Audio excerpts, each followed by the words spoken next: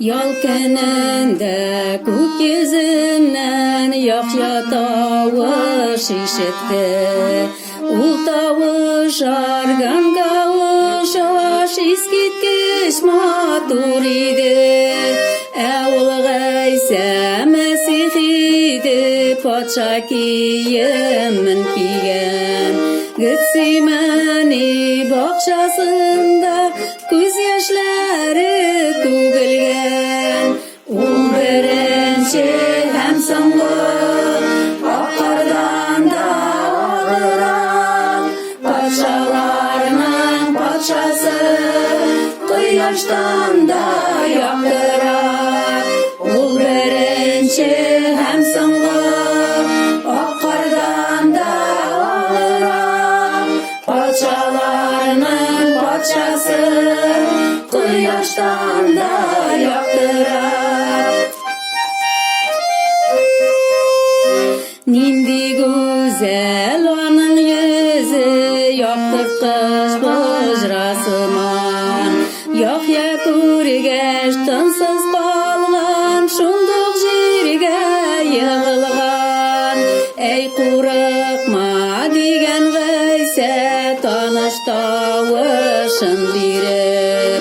Min üleydim hazır turdum kabat terilip. Ul birinci hem sınlı pakkardan da ağıran. Paçalarının paçası kıyaştan da yaktıran.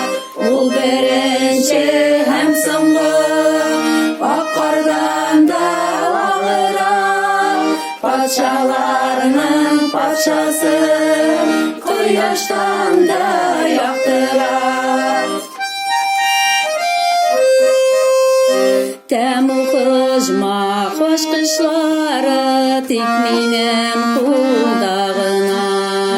Minem kulda jide yıldız turmuş şıgan ağıda. Ulu canım fida kılgan paça kiyemin kiyen. Ulilerine tiriltirge uzi ulip tirilgen. Ul birinci hem sınlı akardan da ağıran. Paçalarının paçası kıyaştan da yaktıran. Ul birinci hem sınlı akardan da ağıran. Paçalarının paçası kıyaştan da yaktıran. Kıyaştan da